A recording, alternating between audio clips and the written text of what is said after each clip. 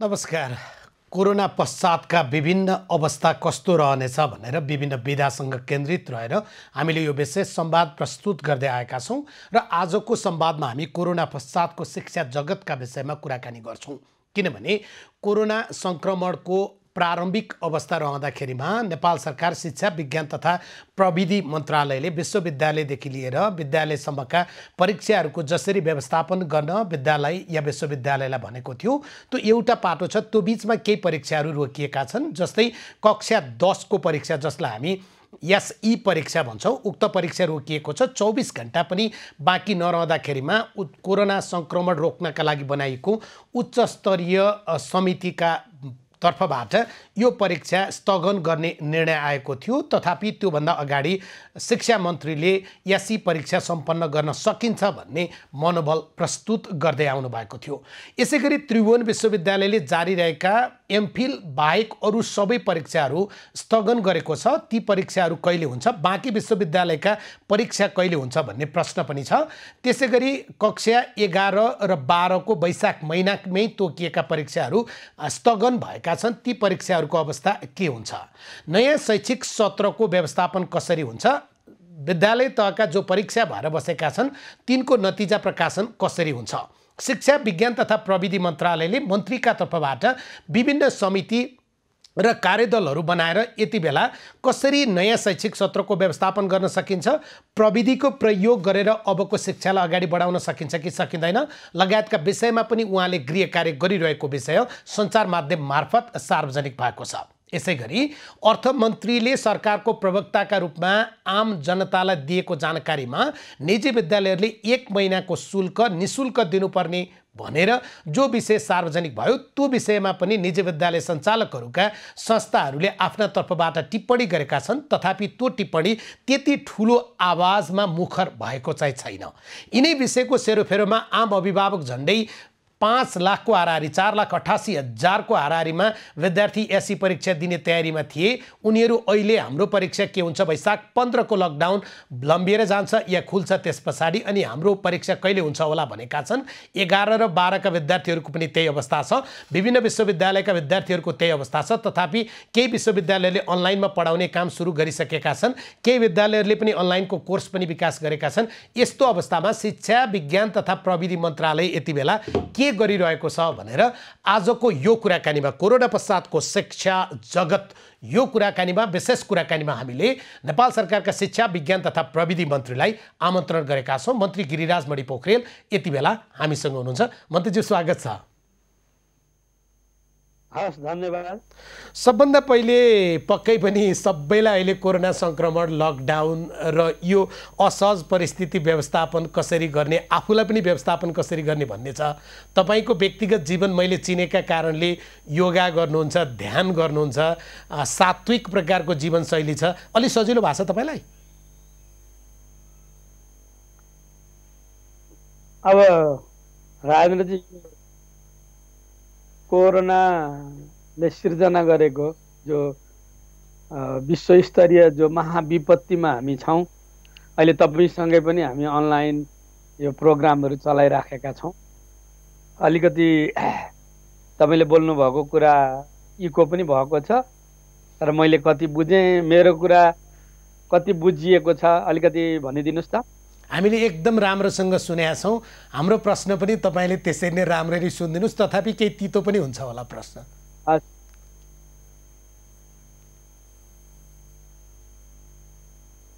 अब म चाहिँ अहिलेको जो यो सङ्कट छ, यो सङ्कटको विरुद्धमा एउटा विश्वस्तरीय अभियान पनि चलेको छ र नेपाल पनि त्यो अभियानमा सामेल छ। त्यसैले एउटा यो विपदले हाम्रो अगाडिपट्टि सिर्जना गरेका समस्याहरू के हुन्, चुनौती के हुन् र अबका समाधानका विषय के हुन्, मैले यसलाई एकदम तात्कालिक ढङ्गले अहिले यतिखेर हामीले गर्नुपर्ने कुरा के, अनि अल्पकालीन मध्यकालीन र दीर्घकालीन ढङ्गले हेर्नुपर्ने के हुन्, यसले हाम्रो समग्र प्रणालीमा पारेका असरहरू के हुन् जो अहिले तुरुन्तै हल हुन सक्दैनन्, तर दीर्घकालमा हामीले यसलाई सम्बोधन कसरी गर्ने जस्ता विषयहरूको कोणबाट हेर्नुपर्छ। अब अहिले सहजतापूर्वक यसलाई लिन कोसिस गरौँ हामीहरू। यसले पैदा गरेका डरबाट मुक्त हुन एउटा सचेतनताको आधारमा अगाडि बढ्न प्रयत्न गरौँ। सबभन्दा ठुलो कुरा चाहिँ वैज्ञानिक समुदायले के भन्नुभएको छ त्यो कुरालाई पक्रिने र त्यसलाई चाहिँ लागू गर्ने हाम्रो मूल कुरा हुनुपर्दछ। तपाईँले अघि नै विषयहरू राख्नु पनि भएको छ र तपाईँहरू आफै पनि यी विषयमा जानकारी राखिराख्नु भएको छ। मैले चाहिँ यो विपदको बेलामा अब उच्च स्तरीय समितिमा अथवा मन्त्री परिषदमा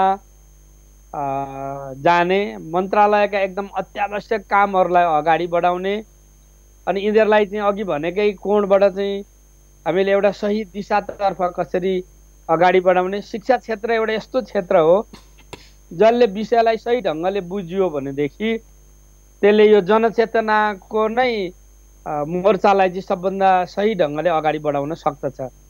यसमा विद्यालय शिक्षा छ, यसमा उच्च शिक्षा छ।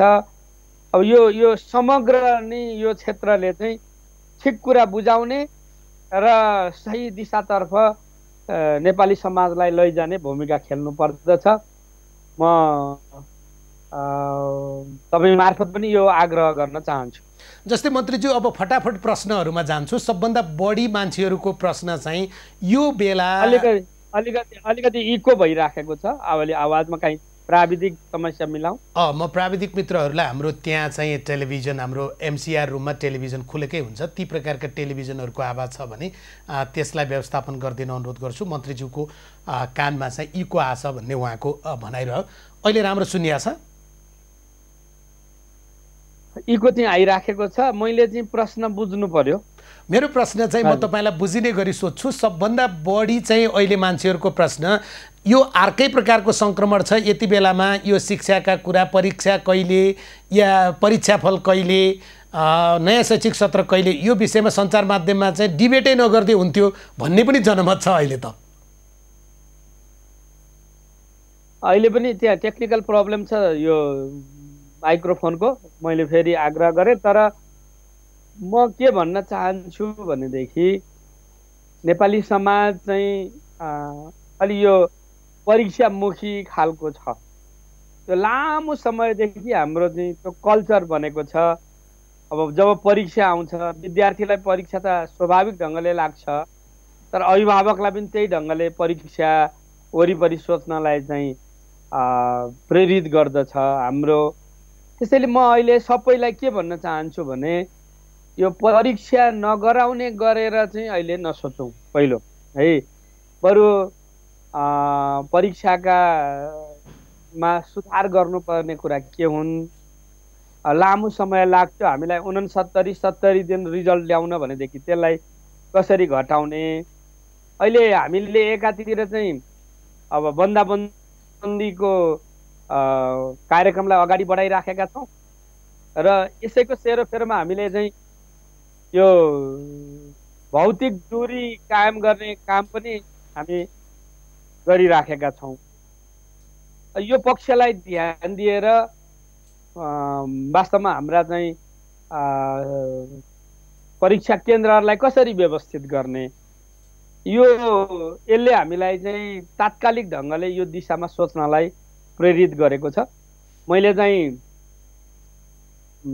10 को होस्, 11 को होस्, 12 को परीक्षाको सन्दर्भमा विज्ञहरूले ल्याउनु भएका सुझावहरू, शिक्षाका विभिन्न क्षेत्रबाट उठेका राय सुझावहरूलाई पनि ध्यान दिएर हामीले अहिले के गर्नुपर्छ भनेर राष्ट्रिय शिक्षा बोर्डको अध्यक्षकै एउटा हामीले कार्यदल बनाएका छौँ र यी बाहिरपट्टि सञ्चार जगतमा आएका विषयलाई पनि चाहिँ ध्यान दिनुहोस्, उहाँहरू चाहिँ सरसल्लाहहरू गर्नुहोस्। अब विश्वले गरेका असल अभ्यासलाई त हामीले पनि पक्रिनुपर्छ। फेरि हामी ठ्याक्कै फोटो गर्न पनि सक्दैनौँ, नक्कल पनि गर्न सक्दैनौँ। हाम्रो यथार्थ धरातलमा यिनीहरूलाई अगाडि बढाउनुपर्छ भनेर लागेका छौँ। भनेको मन्त्रीज्यू परीक्षै नलिँदा के हुन्छ भन्ने जुन अभिमत छ, परीक्षै नलिँदा के हुन्छ भन्ने अभिमत पनि थियो, त्यो चाहिँ तपाईँलाई स्वीकार्य रहेन होइन?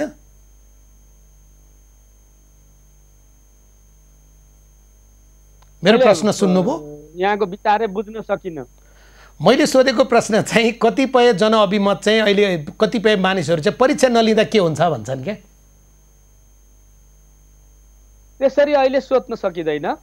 मेरो बुझाइमा शैक्षिक सत्र प्रभावित नहुने गरेर हामी अगाडि बढ्दछौँ। अब अहिले पछिल्लो बेलामा उदयपुरमा सङ्क्रमण देखिएको छ, काठमाडौँमा देखिएको छ, सुदूरपश्चिम प्रदेश अलिक बढी जोखिममा भएको र त्यसको आधारमा हामी अगाडि बढेकै थियौँ। कर्णाली र चाहिँ प्रदेश 2 मा पनि यो सङ्क्रमणका जो पक्षहरू छन् अथवा बाहिरबाट आउनुभएका हाम्रा दाजुभाइ दिदीबहिनीहरू हुनुहुन्छ, उहाँहरूका ती सबै पक्षलाई हेरेर चाहिँ हामीले उच्च सतर्कतासहित हामीले काम गरेका छौँ। अब 17 गतेसम्मको अहिलेको यो बन्दाबन्दीको अवधिभित्र हामी छौँ। यसभित्रपट्टि हामी सबै पाटो पक्षमा हामी हेर्छौँ र मेरो बुझाइमा हामीले जेठसम्ममा पनि हामीले परीक्षा गरायौँ भनेदेखि हामी जाडोको, बर्खे अनि चाडपर्वका बिदाहरूलाई घटाएर एउटा विद्यार्थीले न्यूनतम सिक्नुपर्ने उसको जो सक्षमता हामीले दिनुपर्ने कुरा हो। बिहान दिउँसो अतिरिक्त ढङ्गका चाहिँ पठन पाठनहरू गरेर त्यो दिशामा लैजाने कुरा हुन्छ। त्यस कारणले यो परीक्षासँग सम्बन्धित पनि छ, पठन पाठनसँग सम्बन्धित पनि छ, यो प्रविधिसँग पनि सम्बन्धित छ।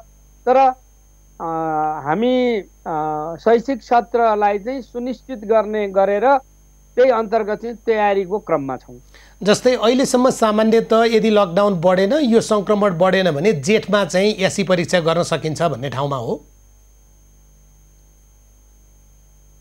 सामान्यतः मैले चाहिँ 1 र 9 को चाहिँ बन्दाबन्दी खुलेको 1 हप्तामा त्यसको रिजल्ट निकाल्नुहोस् र अर्को हप्तामा चाहिँ अनलाइनबाट, मोबाइलबाट, टेलिफोनबाट यो भौतिक दूरी कायम गर्ने गरेर भर्ना प्रक्रिया अगाडि बढाउनुहोस्। 1 र 9 लाई भनिसकेको छ। अब स्वाभाविक ढङ्गले यो परीक्षाको सन्दर्भमा हामीले छुट्याएर कति चाँडो गर्न सक्दछौँ भन्ने कुरामा हामी लागेका छौँ र मलाई लाग्दछ अहिले अब सङ्क्रमणको सङ्ख्या बढे पनि हाम्रो यसले पार्ने असरको सन्दर्भमा कुन तीव्रतामा छ भन्ने बारेमा विज्ञहरूले भन्नुहुन्छ। तर हामी यही खालको बन्दाबन्दीमै रहन सक्दैनौँ। त्यसैले हामीले भिन्न ढङ्गले पनि यो कुरालाई सोच्नुपर्ने हुन्छ। त्यसकारणले परिस्थितिको ठिक ढङ्गले आकलन गरौँ, विश्वको पक्षलाई पनि ध्यान दिउँ, भारतको पक्षलाई पनि ध्यान दिउँ, त्यसपछि यो बारेमा हामी एउटा ठोस निर्णयमा त पुगिहाल्छौँ नि। तर तपाईँले 1 देखि 9 को चाहिँ लकडाउन खुलेको 1 हप्ताभित्र रिजल्ट गर्ने भन्नुभएको छ। प्रदेश नम्बर 2 मा त निजी विद्यालयहरूको त परीक्षा नै भएको छैन भन्ने विषय पनि आयो नि यो बिचमा। 1 देखि 9 सम्मको निजी विद्यालयहरूको प्रदेश नम्बर 2 मा त परीक्षा नै भएको छैन भन्ने विषय पनि आछ। प्रदेश नम्बर कुन भन्नुभयो? 2 मा उहाँहरूले परीक्षा नै गर्नु भएको छैन भन्ने आछ। ठिक छ, यो बारेमा पनि मैले सामाजिक विकास मन्त्रीज्यूहरूसँग चाहिँ एउटा अनलाइन मिटिङ गरेको थिएँ। अब तपाईँले भन्नुभएको कुरालाई आधारित गरेर हामी मन्त्रालयले प्रदेश सरकारसँग हामी त्यो बारेमा बुझ्छौँ, स्थानीय सरकारसँग बुझ्छौँ। अब अहिलेको अवस्था शैक्षिक संस्थाहरू नै क्वारेन्टाइनमा बदलिएको छ। मेरो जानकारीमा अब परीक्षा नभएका छन् भने परीक्षा गराउने कुरामा पनि हामीले ध्यान दिन सक्छौँ। कुन गर्ने हामी छलफल गर्छौँ। जस्तै शिक्षक महासङ्घको एउटा विज्ञप्ति तपाईँले पक्कै हेर्नुभयो होला, उहाँहरूले चाहिँ आन्तरिक रूपमा मूल्याङ्कन गर्ने या होम सेन्टर राखेर परीक्षा गर्दा के हुन्छ भनेर एउटा पत्राचार गर्नुभएको छ, सुझाव दिनुभएको छ।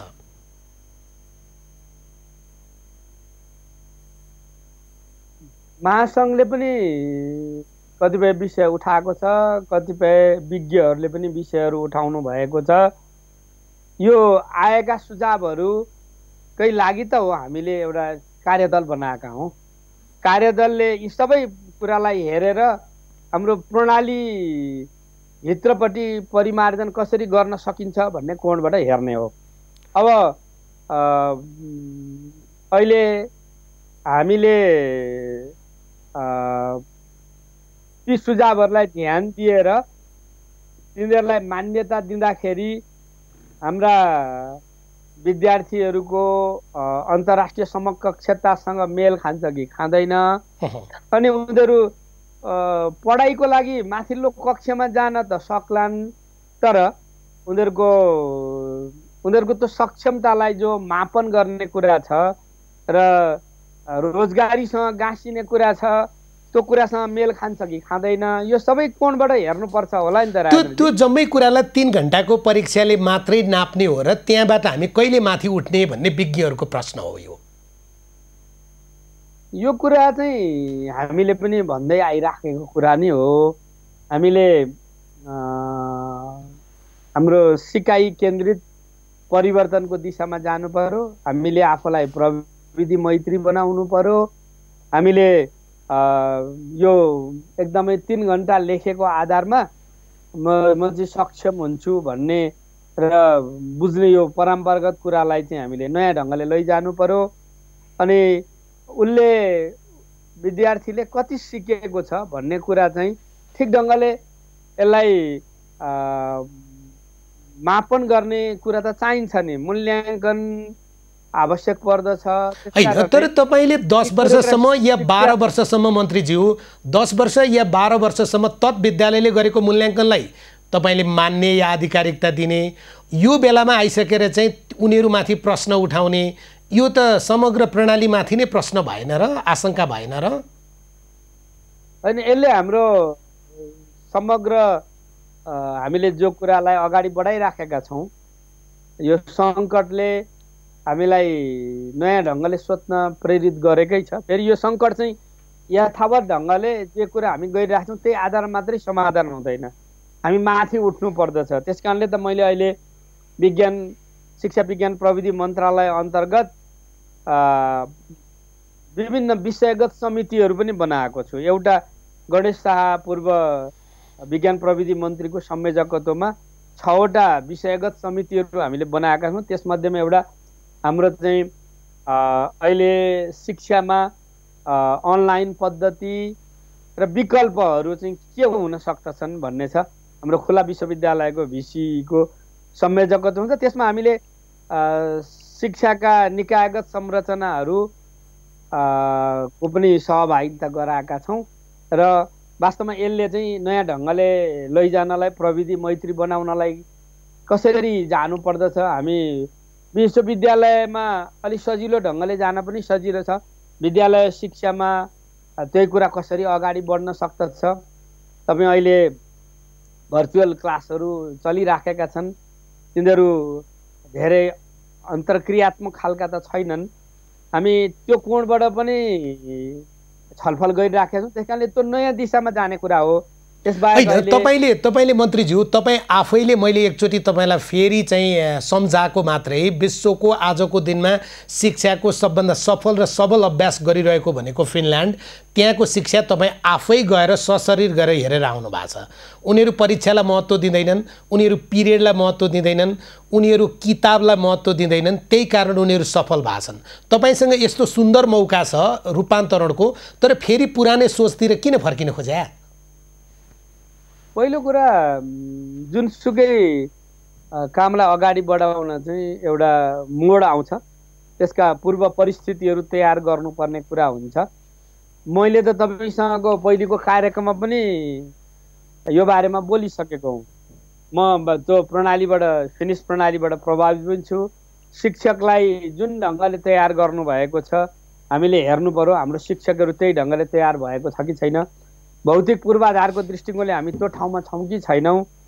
हामी वास्तवमा यो मोडेलबाट त हामी बाहिर त निस्किनै पर्दछ। तर अहिले यतिखेरको यो सङ्कटकै बेलामा यतिखेर नै के कुरा लागू हुन सक्छन् के सक्दैनन् भन्ने कुरा त विज्ञहरूको पनि सल्लाह लिउँ, यो क्षेत्रमा लाग्नु भएकाहरूको पनि सल्लाह लिउँ। अलिकति त्यो तयारी साथ जान सक्दछौँ हामीहरू भन्ने नि हो राजेन्द्रजी। यो लकडाउनमा सबभन्दा धेरै मानसिक रूपमा प्राज्ञिक रूपमा गर्ने तयारी गर्न सकिन्थ्यो नि, किनभने भौतिक कामहरू गर्न सकिँदैन नि त अहिले। मैले त यहाँको यो विविध स्वरहरू आएर कोलाहल जस्तो पो भयो मलाई त, मलाई बुझ्नै गाह्रो। मैले तपाईँलाई सोधेको प्रश्न चाहिँ के थियो भने मन्त्रीज्यू, कतिपय विश्वका मुलुकमा चाहिँ स्कुल तहमा स्वत पास गराउने पद्धति छ। हाम्रो 10 कक्षा 11 कक्षा त अब स्कुल तह हो, हामीले त्यसरी किन सोच्न नसकेको?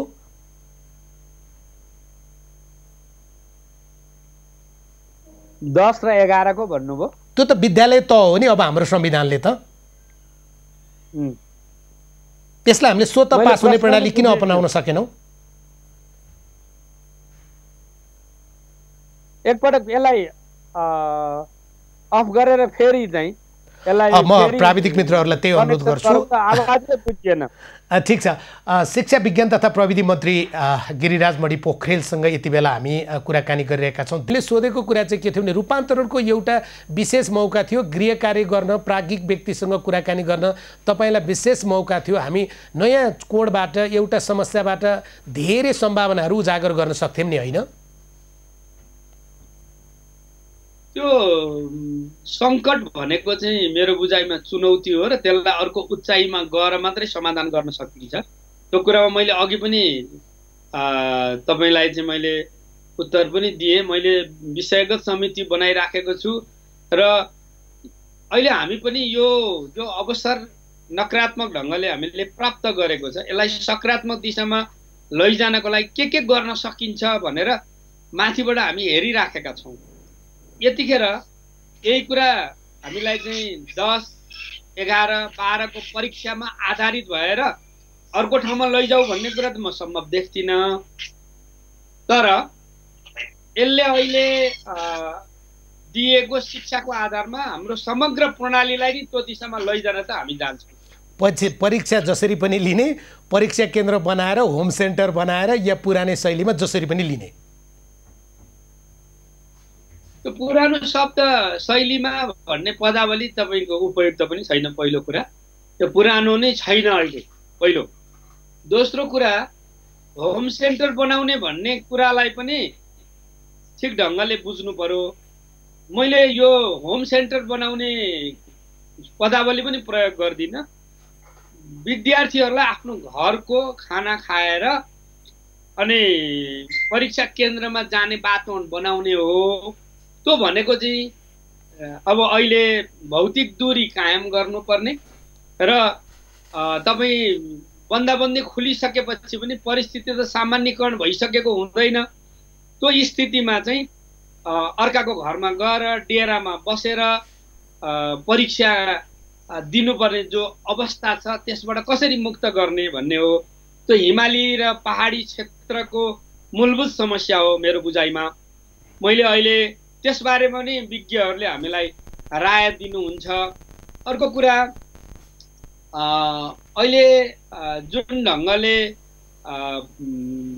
हामीले चाहिँ सङ्कटलाई हेरेका छौँ त्यो सङ्कटको बेलामा चाहिँ पहिलेकै सामान्य परिस्थितिकै आधारमा जान सकिँदैन। असामान्य परिस्थितिमा असामान्य ढङ्गले जानुपर्दछ।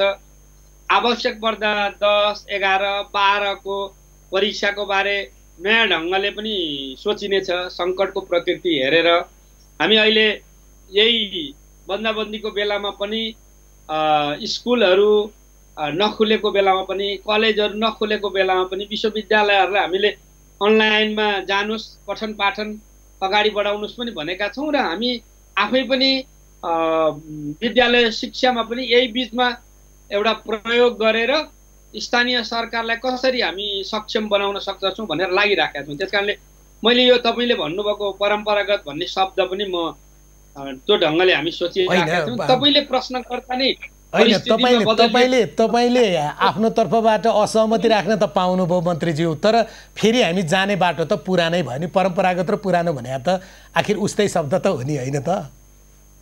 त्यो त एउटा निरन्तरतामा एउटा बिन्दुमा गएर छलाङ मार्छ। तपाईँले त्यही बाफ पर्ने बेलामा 79 डिग्रीसम्मको तपाईँको एउटा निरन्तरतामा हुन्छ, त्यो बिन्दुमा गएर चाहिँ अनि फेरि बाफ बन्द छ।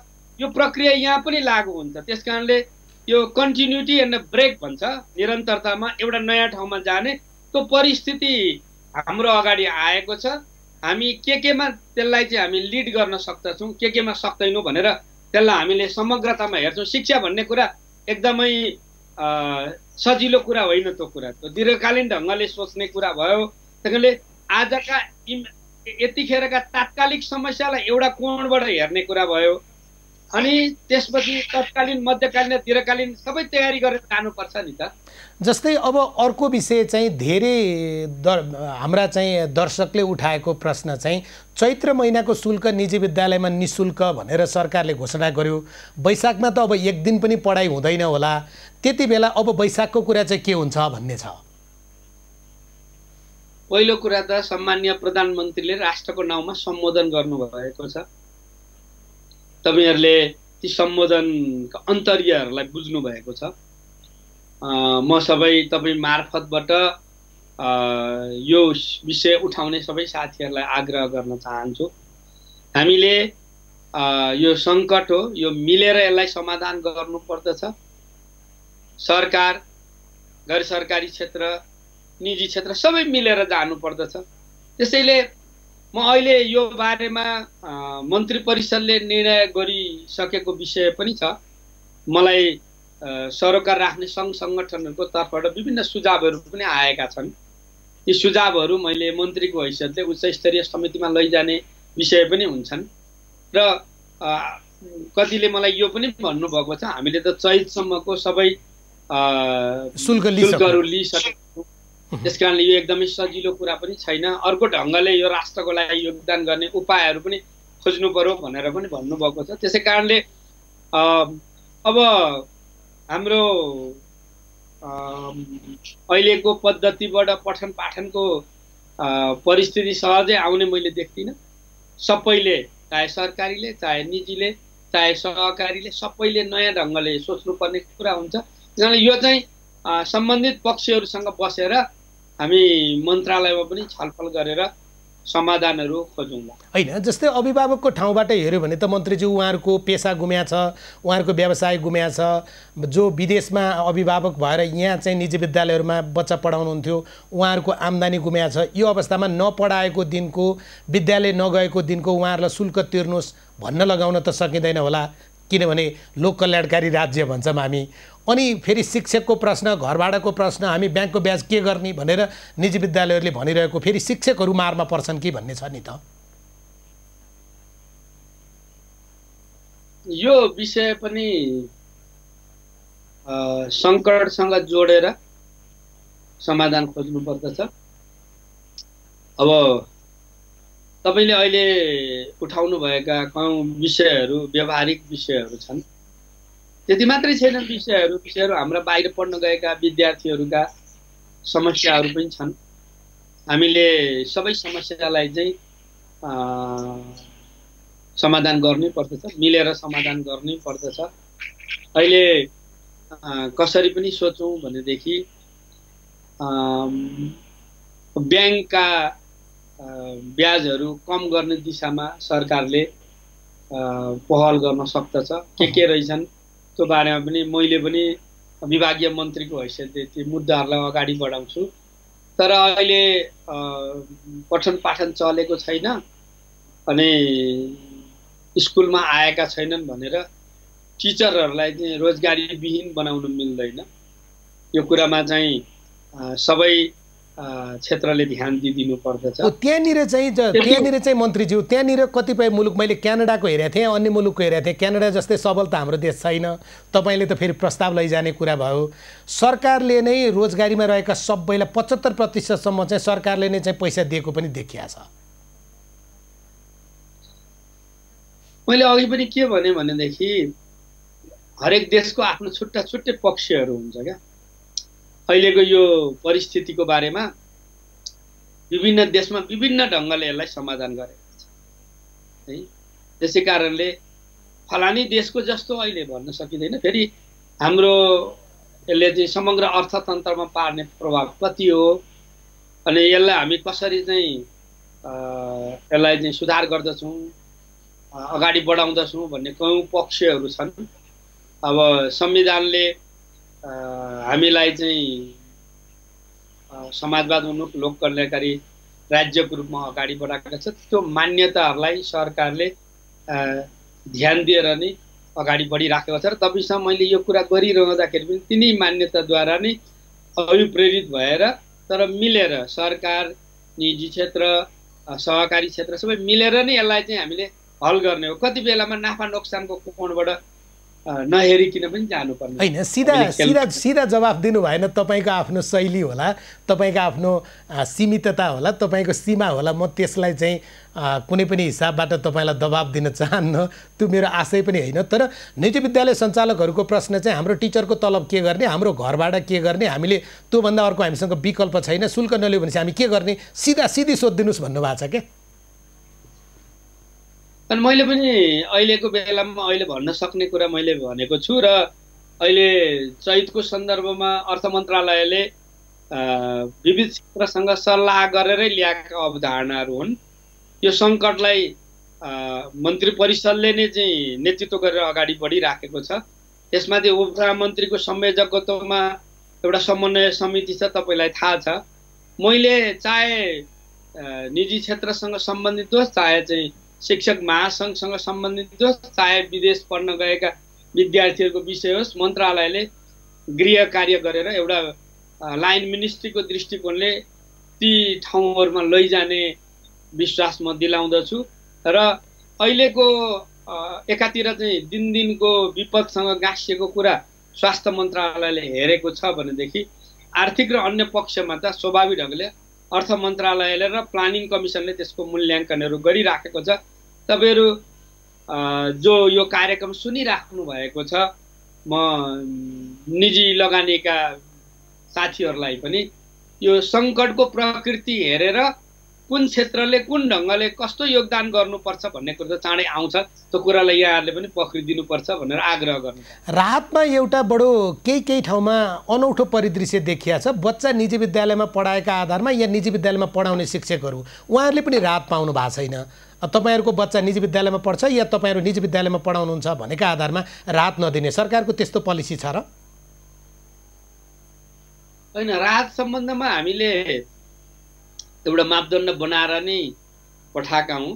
स्थानीय सरकारले त्यसलाई चाहिँ अगाडि बढाएको छ र प्रदेशले त्यसलाई सपोर्ट गरेको छ अहिलेको अवस्थामा। अनि राहत कार्यान्वयनको क्रममा हाम्रो उच्च स्तरीय समन्वय समिति भने विभिन्न कोणबाट प्रश्नहरू उठेका छन् र सङ्घीय मामला मन्त्रालयले यसबारेमा एकदम नजिकबाट चाहिँ अनुगमन गरिराखेको छ र आएका विषयलाई प्रशोधन गरेर ल्याइराखेको छ। तपाईँको यो कार्यक्रम मार्फतबाट उठेका प्रश्न पनि हाम्रो लागि चाहिँ हाम्रो नीति बनाउने या हाम्रो कार्यान्वयन गर्ने या दिनका समस्या समाधान गर्नको लागि पनि सहयोग गर्ने सूचनाको रूपमा पनि मैले यसलाई लिन्छु।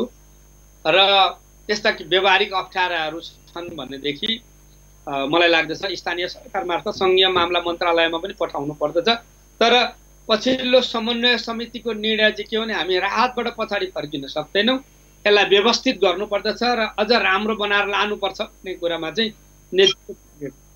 जस्तै अनलाइन शिक्षाको कुरा गर्नु भएको छ। केही विश्वविद्यालयहरूले त सुरु पनि गरिसकेका छन्। त्रिभुवन विश्वविद्यालय अन्तर्गतकै पनि केही तहमा अनलाइन पढाइ त सुरु भएको छ। तर नेपालको 77वटै जिल्लामा त्यसरी अनलाइनमा आजकै दिनमा हामीले पठन पाठन गर्न सक्ने सम्भावना, हाम्रो त्यो क्षमता छ र?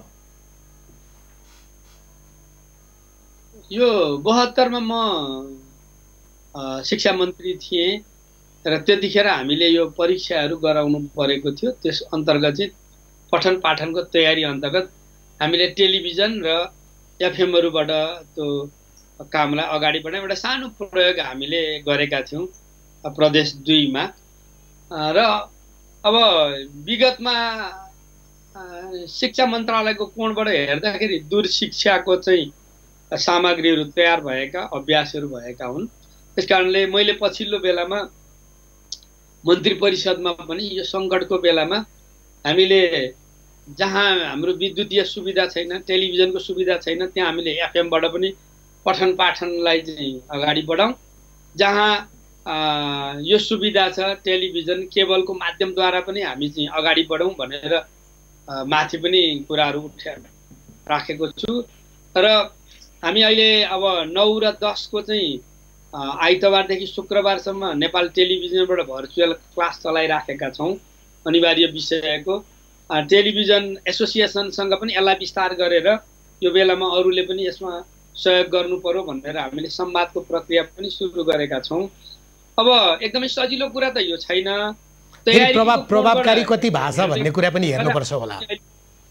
दूरसञ्चारसँग पनि यो चाहिँ खर्च कसरी घट्न सक्दछ, निशुल्क कसरी हुन सक्दछ भनेर पनि हामीले चाहिँ छलफलहरू प्रारम्भ गरेका छौँ। र अब यसमा चाहिँ कस्तो छ भन्दाखेरि सरकारले तयार गरेका सामग्री, निजी क्षेत्रले तयार गरेका सामग्री सबैलाई एक ठाउँमा ल्याउनुपर्छ र हाम्रो अनलाइन एजुकेसन विद्यालय शिक्षामा चाहिँ के गर्न सकिन्छ भनेर हाम्रो मानव स्रोत विकास केन्द्रको महानिर्देशकको संयोजकदम एउटा टोली बनाएका छौँ र यही बन्दाबन्दीकै बेलामा पनि हामी सबै सामग्रीहरू तयार गरौँ, एउटा अभ्यास गरौँ र त्यो सामग्रीहरूलाई सकेसम्म लोकल सरकार र विद्यालयसम्म पुर्याउने ढङ्गले सोचौँ। त्यसमा चाहिँ अब पूर्वाधारको कोणबाट चाहिँ अलिक दरो समर्थन चाहिँ यसभित्रपट्टि गर्नुपर्छ, त्यो तयारी गर्दै जानुपर्छ। अघि तपाईँले भन्नुहुन्थ्यो नि, भनिराख्नु भएको थियो नि मलाई चाहिँ यो सङ्कटको बेलामा यतिखेर नगरी नहुने विषय भएको कारणले त्यो दिशामा लैजानको लागि चौतर्फी पहल प्रयत्न गरिनुपर्दछ। तर यो सन्तासको बेलामा यस्तो महामारी शताब्दीमा आउँदै नआओस् तर एकपटक आछ या यस्तो महामारी देखिया छ, यो सन्तासमा विद्यार्थीलाई पढ भनेर टिभीको अगाडि बसेर पढ या मोबाइलको अगाडि बसेर पढ या रेडियोको अगाडि बसेर पढ भन्नु चाहिँ कति आवश्यक हो भन्ने पनि त छ नि। फेरि मैले के भन्न चाहन्छु भनेदेखि विद्यार्थीहरूलाई त पहिलो कुरा यो एकदम दबाब र चापको बीचमा पढ्ने कामै नगर्नुहोस्। बिहान उठ्नुहोस्, व्यायाम गर्नुहोस्, ध्यान गर्नुहोस्, सिक्नुहोस् है एउटा। अर्को कुरा चाहिँ अभिभावकहरूलाई पनि पढ पढ भनेर यो दबाब दिने कामबाट मुक्त गरौँ। हामीले त्यसरी हेर्ने होइन, एउटा अवसर हामीले प्राप्त गरेका छौँ। दिनभरिको आफ्नो समयको एउटा तालिका बनाऊ।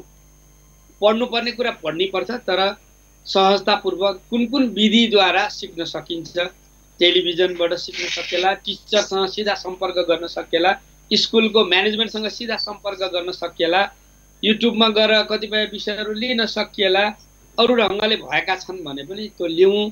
त्यो वास्तवमा चाहिँ अहिले परीक्षाको कोणबाट मात्रै होइन, त्यो जीवनको कोणबाट पनि यो चाहिँ सिक्ने र आफूलाई बदल्ने बेला पनि हो त्यो।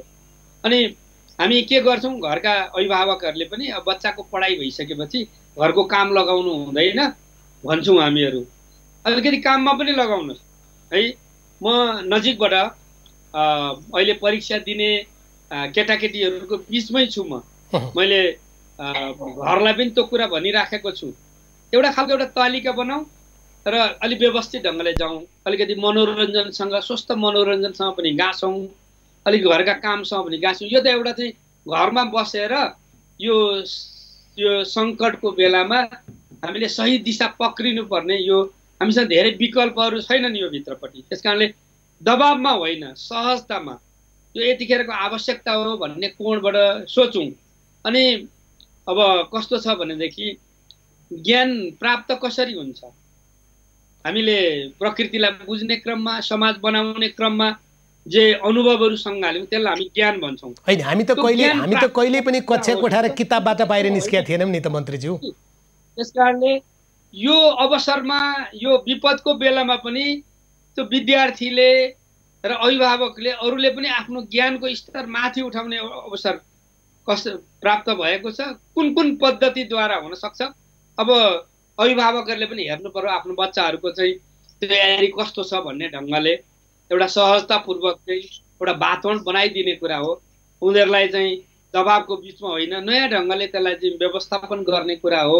हामी त परीक्षा सँग सम्बन्धित भएर समग्र यो ज्ञान निर्माणको प्रक्रियासँग पो गाँसेका छौँ त अहिले। जस्तै अर्को एउटा मन्त्रीज्यू अहिले सबभन्दा अवसर अर्को पनि आछ भन्छन्। विगतमा प्रयास भइरहेको चाहिँ आर्थिक वर्ष र शैक्षिक वर्ष हाम्रो फरक फरक समयमा थियो। असार मसान्तमा आर्थिक वर्ष सकिने अनि वैशाखमा हामी नयाँ शैक्षिक सत्र सुरु गर्थ्यौँ। अब यसै त ढिलो भयो, यो दुईटालाई संयोजन गर्ने एउटा अवसर होइन र यो आवश्यक कति हो भन्ने पनि प्रश्न छ। अब बहस यही सङ्कटको बेलामै चाहिँ नयाँ विचार पनि आउने हुन्, विकल्पहरू पनि आउने हुन्, बहसहरू पनि यही बेलामा आउने हुन्। संश्लेषणको लेभलमा चाहिँ त्यसलाई पुग्नको लागि अझै छलफल पुगेको छैन। मलाई केही सुझावहरू आएका छन्। विद्यालय शिक्षामा सेमेस्टर प्रणाली किन लागू नगर्ने, उदाहरणको लागि होइन। भनेपछि यो हामी अनलाइन पद्धतिमा जान्छौँ भनेदेखि हामीले समग्रतामा नयाँ ढङ्गले किन नसोच्ने, होइन। यस्ता कयौँ विषयहरू आएका छन्। त्यस कारणले म छलफललाई मैले सकारात्मक ढङ्गले लिएको छु। विविध कोणबाट आफूलाई लागेका नयाँ शिक्षा ऐन पनि, राष्ट्रिय शिक्षा ऐन पनि बनाइरहनु भएको छ। तपाईँ संसदमा लैजाने क्रममै हुनुहुन्थ्यो। अनि यी यति धेरै विषय आछन्, तिनीहरूलाई पनि आवश्यकीय विषयलाई समावेश गरेर लानका लागि त यो त इनपुट नै भयो नि एक प्रकारको।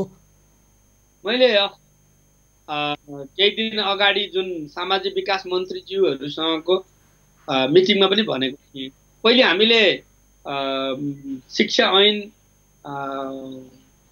जो तयारीको क्रममा छौँ।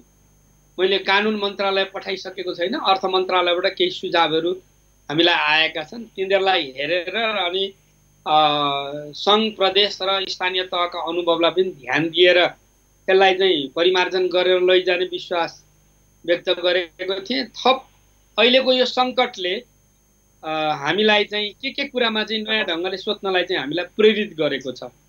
यो पक्षलाई पनि हामी ध्यान दिन्छौँ। त्यसैले आजै गर्नुपर्ने कामको लागि केही कार्यदलहरू हामीले बनायौँ। त्यो नीतिगत परिवर्तन गर्नुपर्ने, प्रणालीगत परिवर्तनको लागि पनि विषयगत समितिहरू बनेका छन्। यिनीहरू पनि अनन्तकालको लागि बनाइएका होइनन्। यही बन्दाबन्दीकै अवधिभित्रपट्टि चाहिँ हामीलाई विषय आउनु पर्दछ भनेर हामीले भनेका छौँ।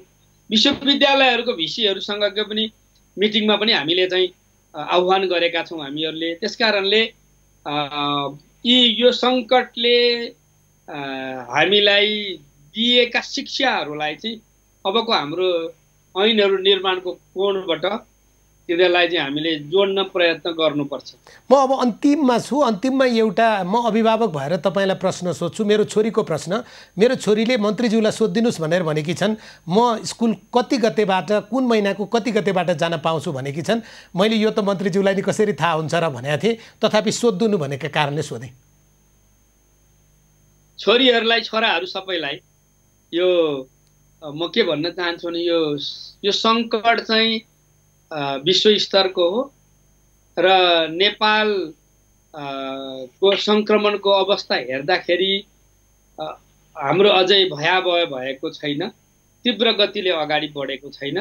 तर नेपालको पछिल्ला घटनाक्रम, काठमाडौँमा देखा परेका सङ्क्रमण, अघि पनि मैले चर्चा गरेँ, हिजो मात्रै उदयपुरमा देखा परेका सङ्क्रमण, यी सबै पक्षलाई पनि हामीले हेर्नुपर्ने हुन्छ। अलिकति हाम्रो खुला सिमानाहरू भएको अनि धेरै चाहिँ नेपाली नागरिकहरू भारत लगायत चाहिँ विभिन्न देशमा जानुभएको अनि त्यसमध्ये अझै नजिक भएको कोणबाट भारत चीनका सङ्क्रमणहरू हेर्नुपर्ने, त्यसमाथि पनि भारतको सङ्क्रमण कस्तो हुन्छ भन्ने कुरा पनि हेर्नुपर्ने, त्यसको आधारमा हामीले निर्णय गर्नुपर्ने हुन्छ। तर म कसरी सोचिराखेको छु भनेदेखि